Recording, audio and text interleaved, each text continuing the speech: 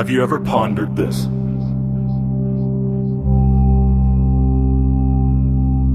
We can connect across oceans from our own beds, yet we are facing a literal loneliness epidemic.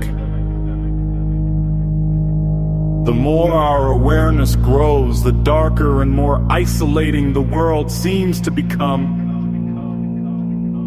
Some even wander the night's shadows, waiting for whispers of the long gone just to find a tangible shred of memory in the universe.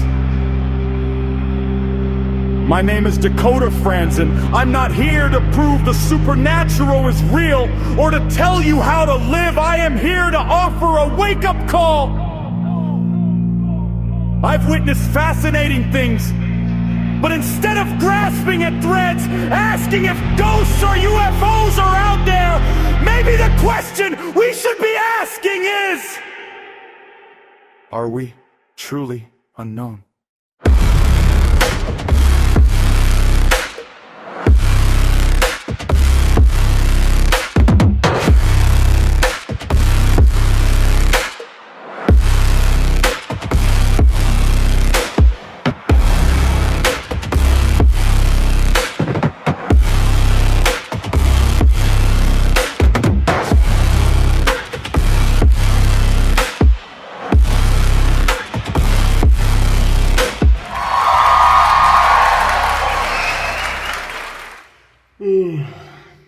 How is it going, ladies and gentlemen?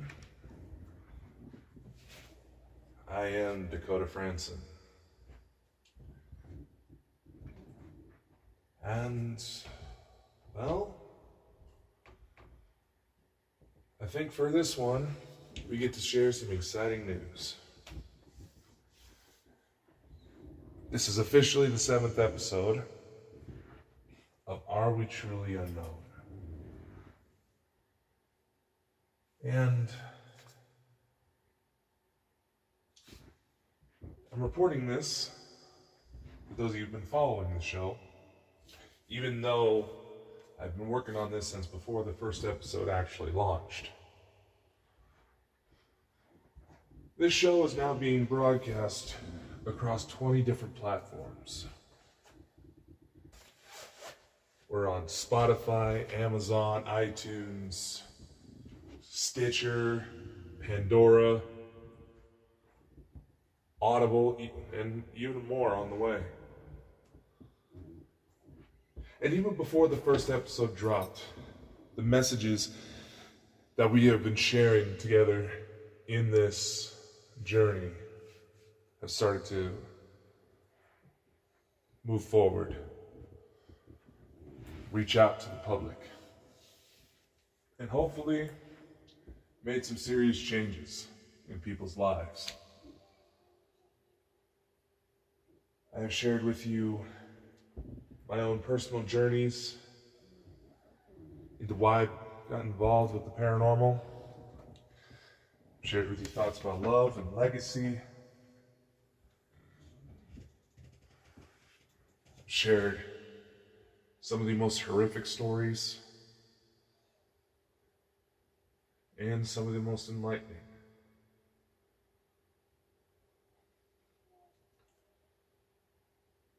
So you're probably going, well, Dakota, what's next? What are your thoughts for this episode? Well, right now,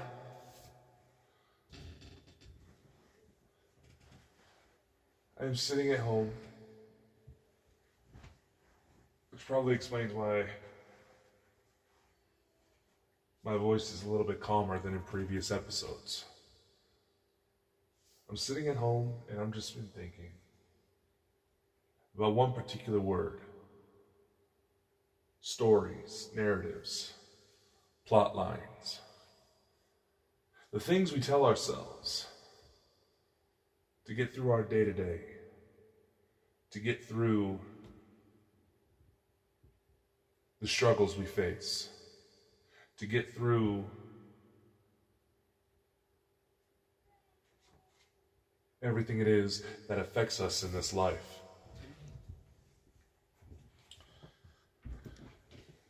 See, earlier last night as I was getting ready to start my shift at work, I happened to run into somebody. An uncle of mine, who I don't really get to see all that much. Mostly in passing these days, just because I have my life and he has his.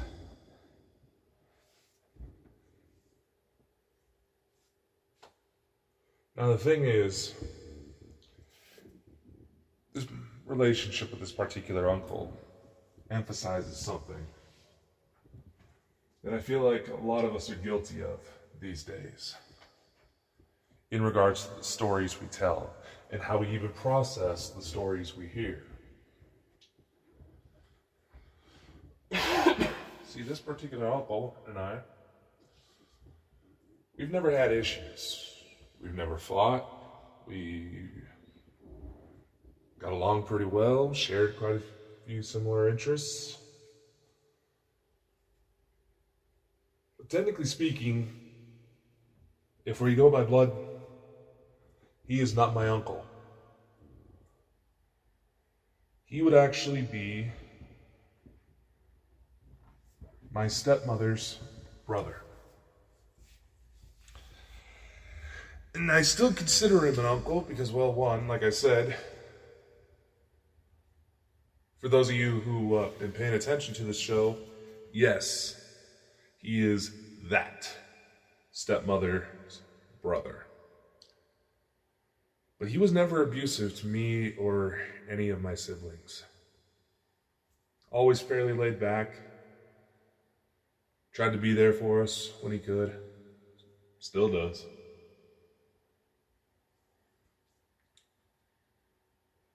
And in this age where not only do we seem to be bound by potentially the most methods of communication, of connection that mankind has ever seen throughout its history, we are still bound and twisted by loneliness. Anyone can go on to social media and see various different stories, reports going on, often pushed by mainstream media, seemingly to poke the bear at whatever demographical differences they can utilize in order to stir up controversy, in order to stir up ratings, in order to stir up views.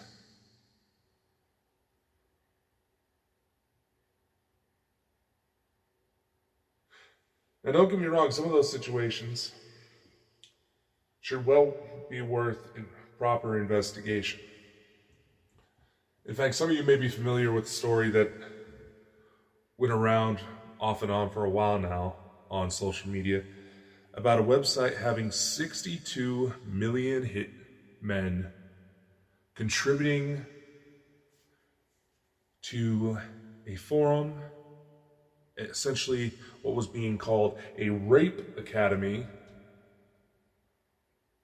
where men would give tips to other men on how to incapacitate without killing women in order to have their way with them, in order to rape them.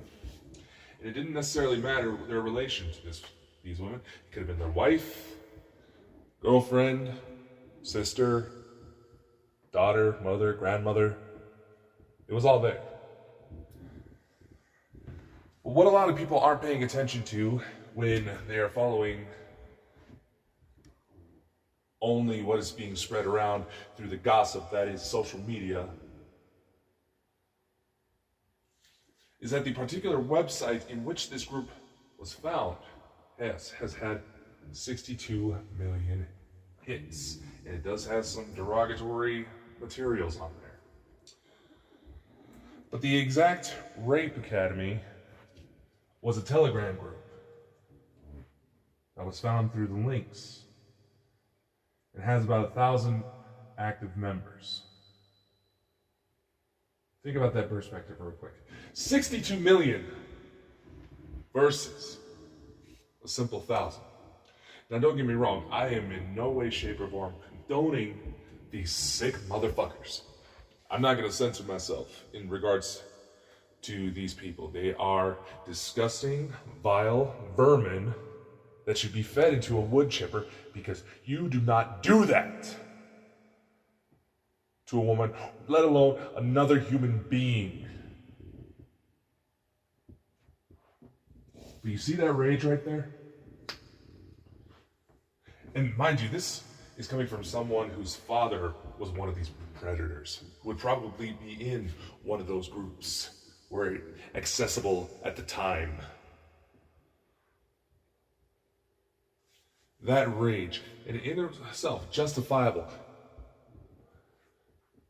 We want our loved ones to feel safe, to not have to go through that type of horror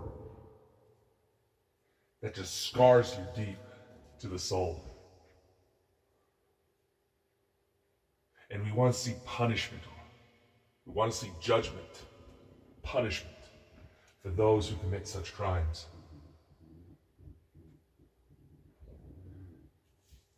There's also a secondary angle, a sort of public hypocrisy that I've noticed. That when these stories of these predators makes it to the news, to social media, yeah, it gets the reaction. So why is it when we're faced with predators within our own backyards, within our own families, there's a vow of silence, a lack of acknowledgement, and even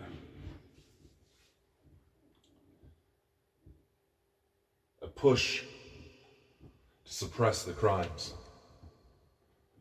This was something I noticed in quite a few paranormal groups, and why, even though, yes, I have found a halfway decent network to collaborate and network with, I am hesitant to get myself involved due to how prevalent this seems to be. A central hypocrisy, where people, all these people calling for the action, the execution of predators. Yet when in its own backyard, they do nothing. They even help cover it up. The stories that tell there, to try to lessen the blow. Again, this is coming back to stories. Stories, it's one of the most effective tools out there. Effective stories can move us, can sway us, to make us fall in love, to make us even want to purchase some random product in the store because of how the story is told. There's honestly been some people who have asked me why I would associate with the uncle that I mentioned earlier. And I'm just like, why? He was never the abuser. It's not his fault what was done. In fact, the reason why I personally made sure to reach out to him when I saw him, because one, I don't have his phone number, and two, I hadn't seen him since his mother died. Now, his mother had issues. She fell off her meds quite a bit, had a bipolar tendencies, got into a lot of trouble. My stepmother and even one of my sisters, unfortunately, has shown the same patterns. But that uncle, he never did anything. I never had a problem with him. I think I even asked him for advice on girls a couple of times, even though he was probably not the best guy to go to. And like I said, the reason why I would make sure to purposely reach out to him to kind of have a quick chat with him at the beginning of my work shift was because before the last time I spoke to him, his mother passed away. And I was wanting to express my condolences.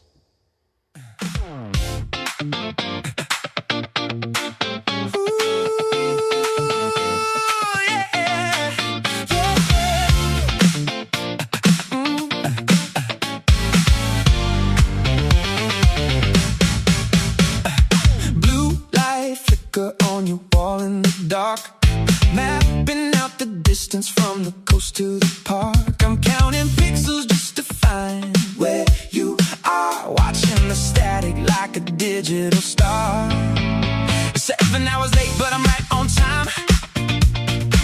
Reading the subtext of a signal in decline. You're a high definition ghost on a screen. The prettiest frequency that I've ever seen. Oh, give me that friction, give me that weight. Before the connection begins to hesitate. I'm tired of the bandwidth, I'm tired of the glow.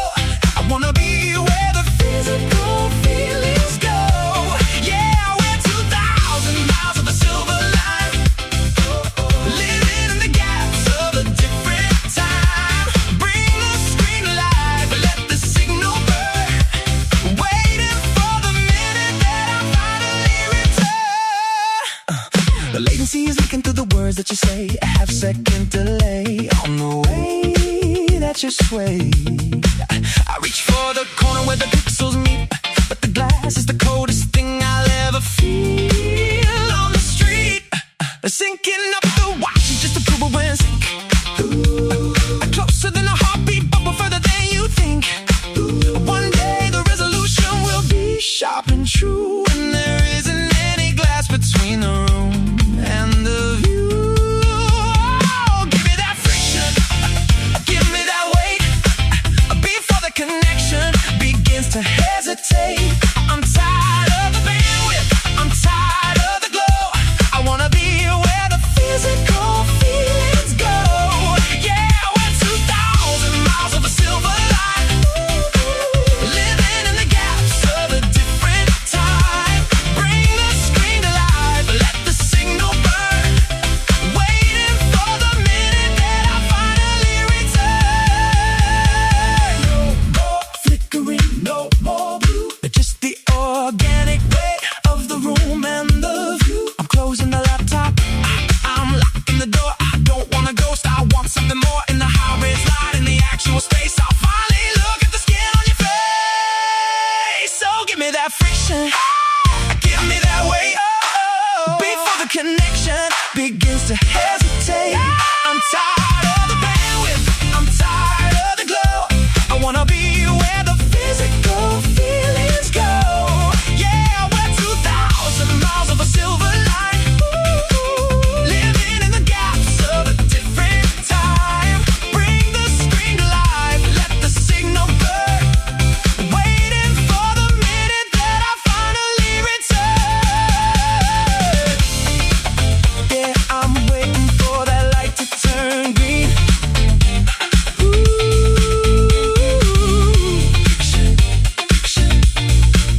Disconnect.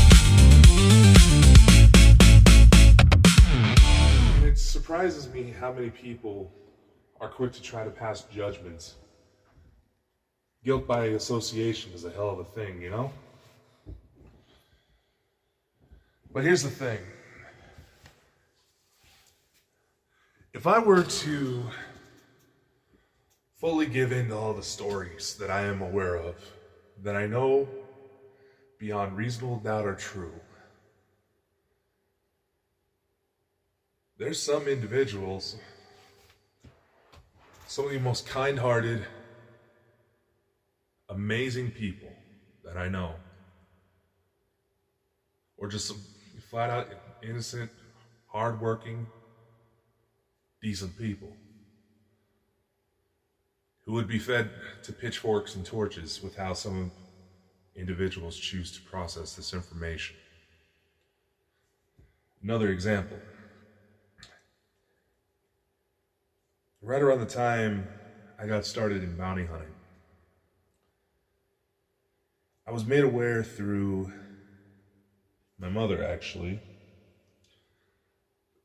For those of you who don't remember, or may have just started listening to the show through this episode, my mother had had a long career as a police dispatcher, and I've also talked about the fact that chances are, if you are from my area and you have had 911 called, or 911 was called on you, or you called 911, I may have heard about it.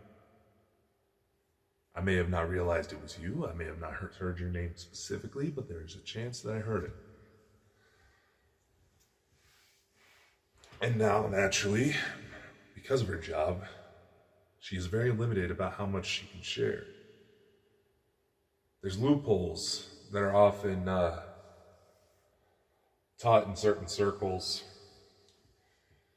basically as a guideline for venting about your day when you take on those types of jobs.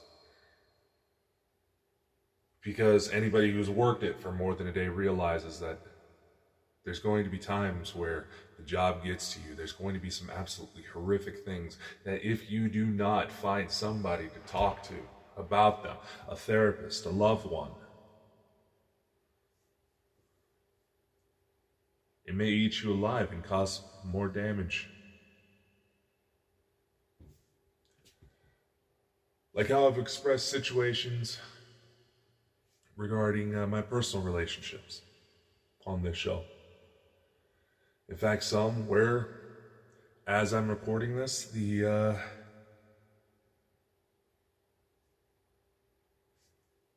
pain's still there, to be completely honest with you. The pain was significant enough that I actually talked to my mother. And like I said, talking to my mother when it comes to certain issues became hard to do because I didn't know exactly which version of my mother I was going to get.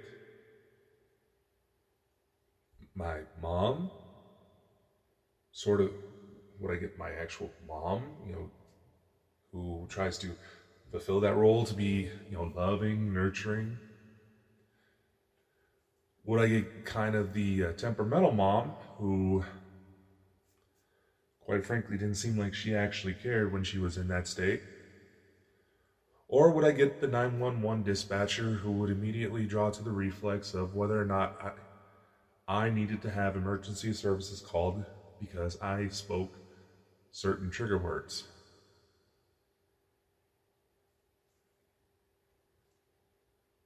I spoke to my mother in regards to my relationship, even though there was some plenty of points where this very same relationship brought up some turmoil for all the wrong reasons.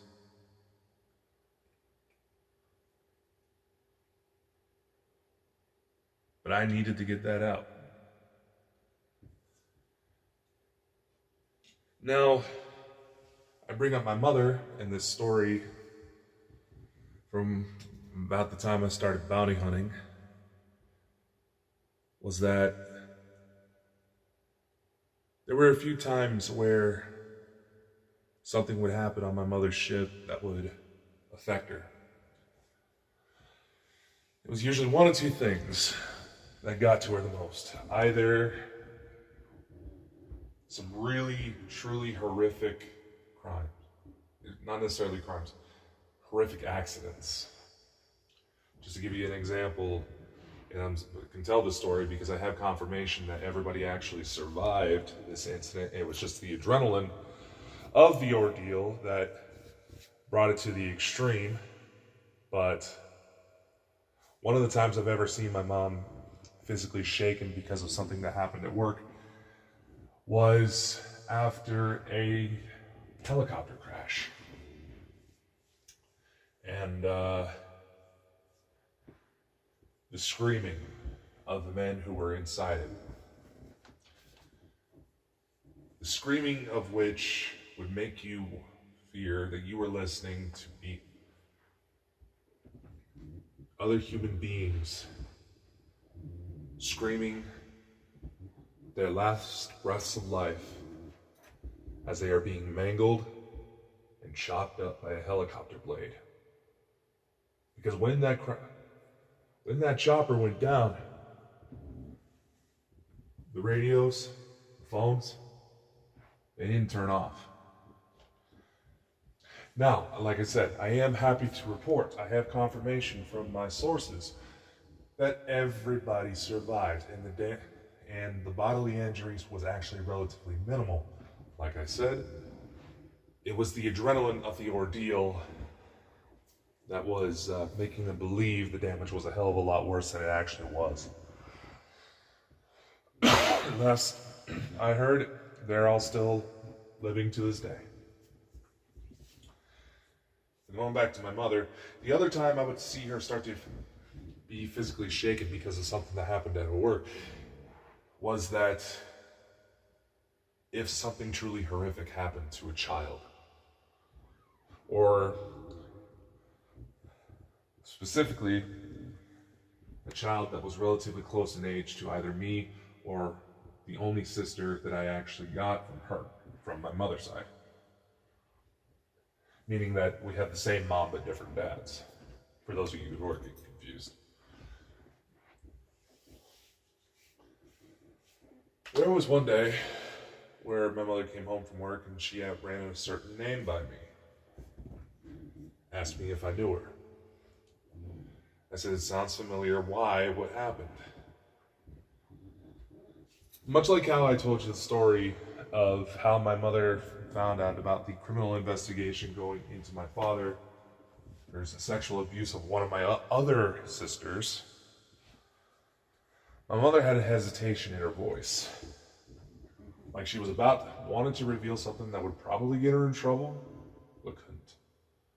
The main thing was, like I said, there's certain loopholes that they follow just to allow people who work these types of jobs just to be able to vent to trusted loved ones, so they're a little less likely to end up at the bottom of a bottle.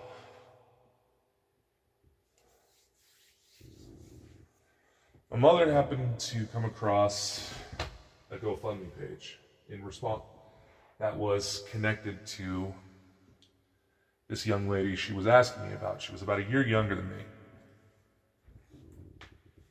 And it took me a sec. My mother found the GoFundMe. She showed me this young lady's picture. And, well, I knew her. I didn't know her well. She wasn't technically a friend, but,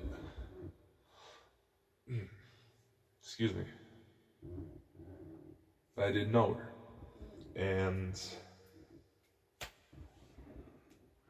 once the names drop on, say, like social media, get spread around on social media, or say like the news, just as an example, the restrictions on how much my mother was able to tell about certain situations were lifted.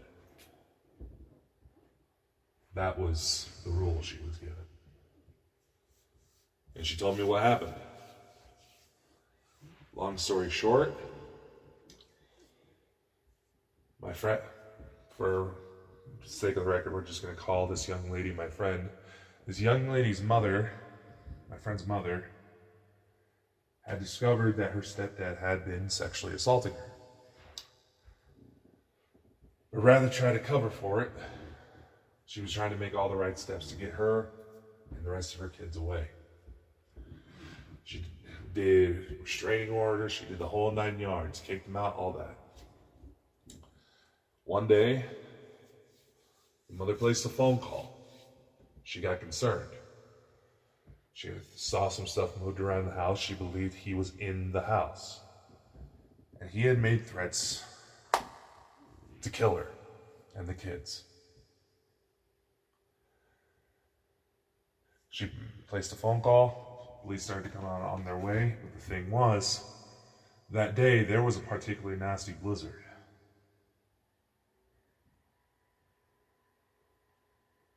Police didn't get to the call.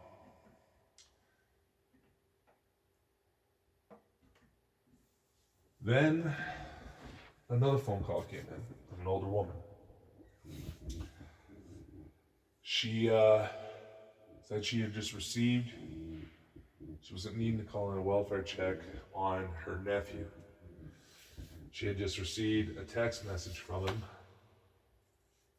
saying that he just killed his girlfriend and his stepdaughter before taking his own life.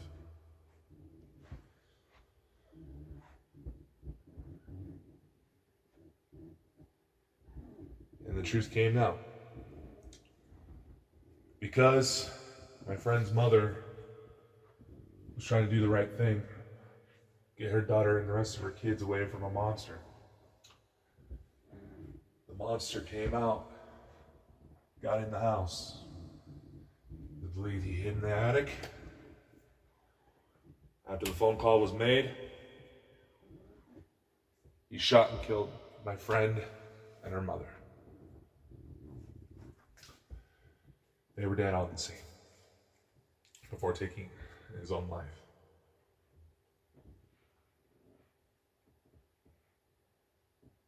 That honestly shook me for a lot of reasons. Obviously, I had a younger sister who went through that ordeal involving my own father.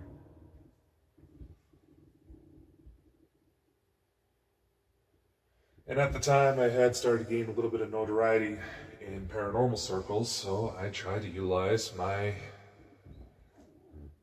public persona, even though it was relatively small at the time, and donated what money I could to help pay for her and her mother's funeral expenses.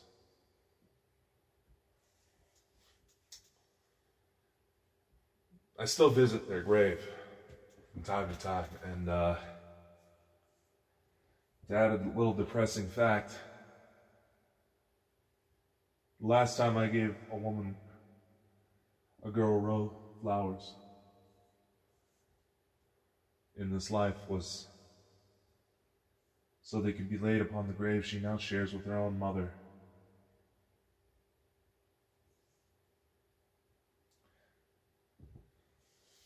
Story gets a little weirder. Whether or not you believe in the supernatural, I'm going to share this part with you. Shortly after the funeral, there was a visitation.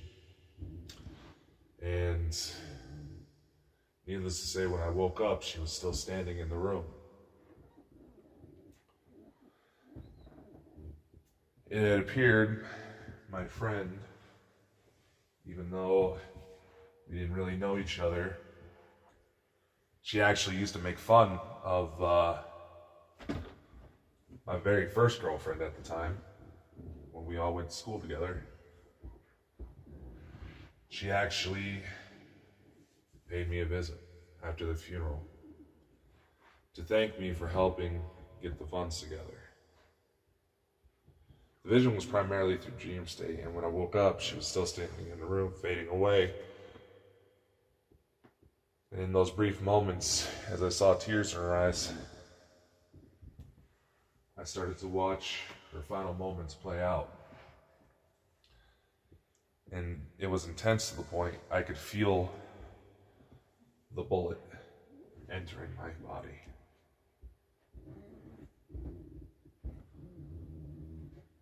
That was honestly a surreal experience.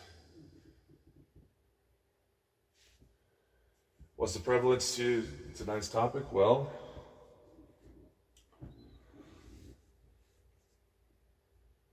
my mother, when we go to talk about this case, she doesn't remember it by my friend's name. She remembers the story from the name of the man who pulled the trigger. Which seems to be quite a prevalent issue when you really think about it. Our fascination with true crime, the worst things that a human being can do to another. The victims often end up forgotten. But perhaps the stories that need to be told the most are the ones that fade into obscurity while the public fascinates itself over the people who committed the atrocities.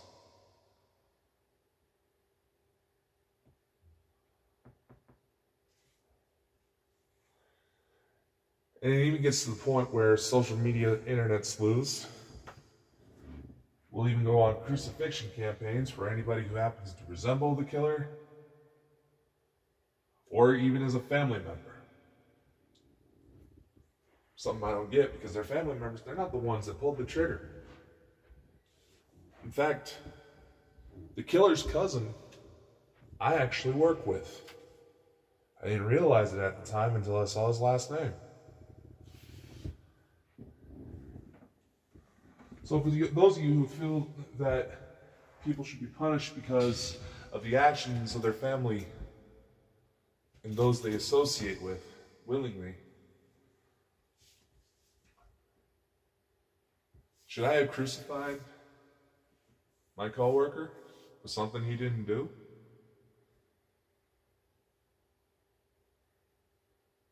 What about for those of you in relationships and you have this, perhaps you have this anxious mindset about you that makes you question whether or not you can truly be a fulfilling lover? What about the stories you tell yourself when you want to give your partner distance because you believe that you're being taken on different pathways in life, when in reality you may have just not want to hold them back? You may think that they'll find someone better than you. And you try to give them that grace, perhaps even protect yourself from feeling like you were replaced.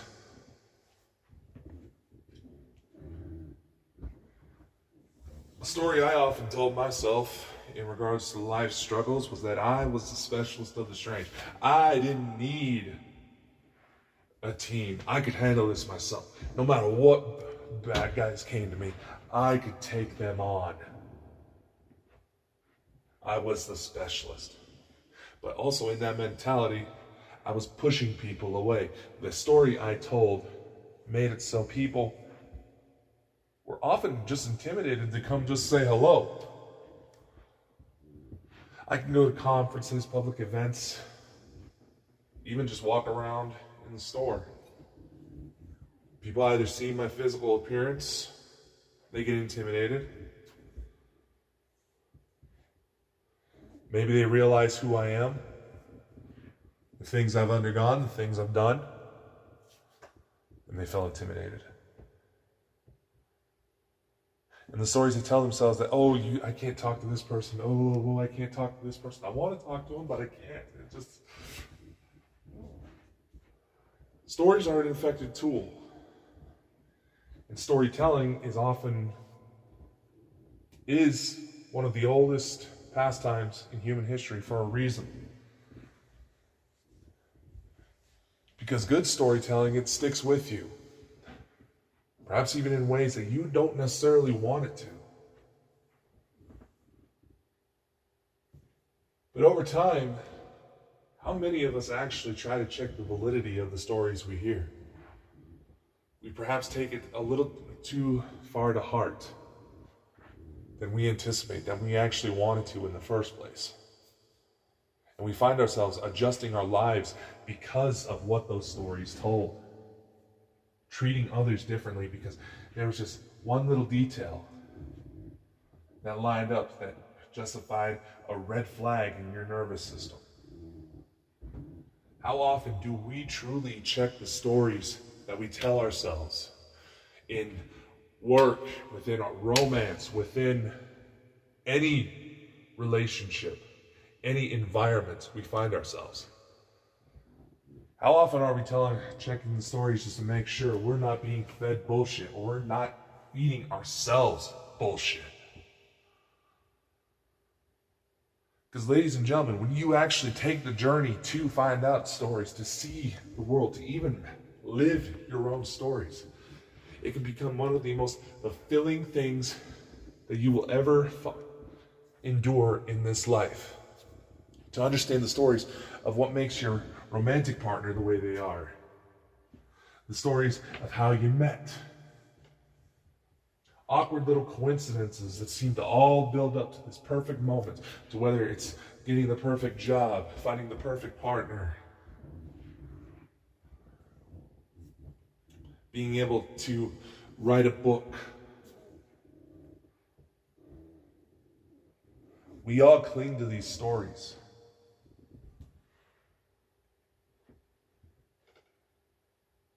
Yet the fact that we don't take the time to check the stories to make sure they are ones we need to be telling.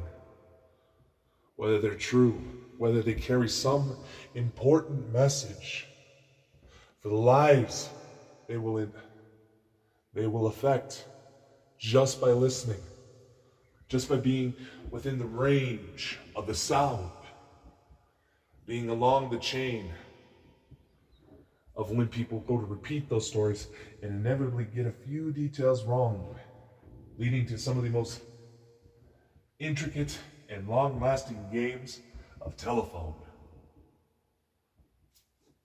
How many stories from our religions, our mythologies, our legends, were just stories of regular people that got twisted over time into sounding miraculous? And in this age of artificial intelligence, if you don't allow yourself to have essentially a proficiency, a literacy when it comes to artificial intelligence, the ability to create materials to make stories a little bit more real just became a hell of a lot more accessible for people who have gone to realize how little we actually check ourselves for the stories that we allow to dictate our lives.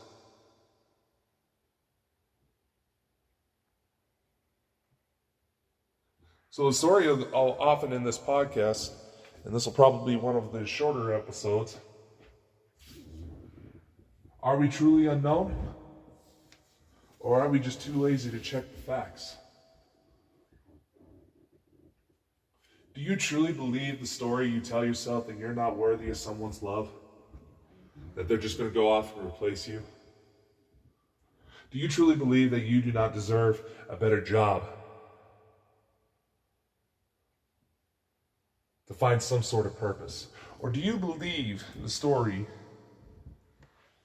that you can go and actually achieve these things and not find actual happiness?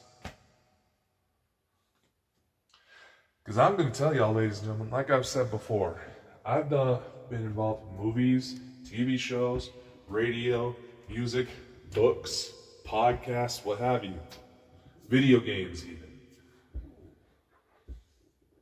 I've dabbled in just about every artistic medium that is out there. Social media, poetry, song lyrics, novels. I've done all. I even had a brief stint in viral TikTok fame when a random AI generation filter that I built just to screw off on the platform, based around the video game Mortal Kombat, became popular. Somehow it went viral. And dear Lord, yes, there was that dopamine hit of getting all those notifications, ping, ping, ping, ping, ping, of seeing it grow. Because I got to see some of my favorite celebrities, my favorite stand-up comedians. If you go on to the Bald and Bonkers Network TikTok page right now, you can see one of the pinned videos was from that filter. And guess who's the celebrity that was utilizing it? That I duetted it, as the app calls it? Gabriel Iglesias. Fluffy. Ooh, I was so excited to see that. Him and Dane Cook, man. I was so excited to see that. And yet, I was a little pissed off. Because I believe for like about 4 days, the notifications on my phone would not stop. It just kept going and going and going. And ladies and gentlemen, I work the night shift. I needed sleep. So I had to physically turn off notifications on TikTok for a while to allow the popularity of the filter to die down.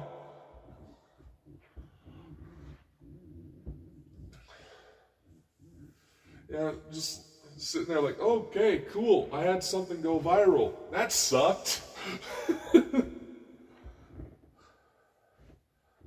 But I digress. This is going to be a shorter episode, probably not as many music breaks.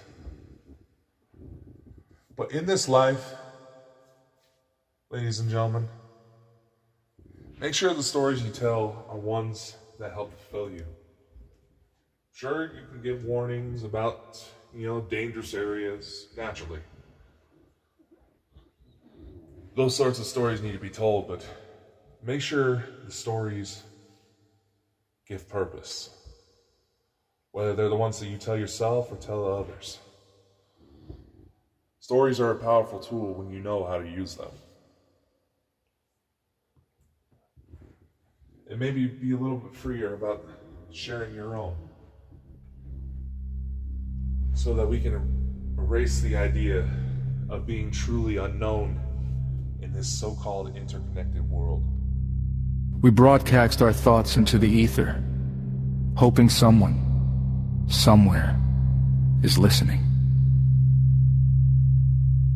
But the true cure for this epidemic of isolation isn't just speaking into the void, it's sharing the signal. If this frequency resonated within you, don't let it extinguish in the dark. Follow our journey. Share this message with a world that has forgotten how to listen.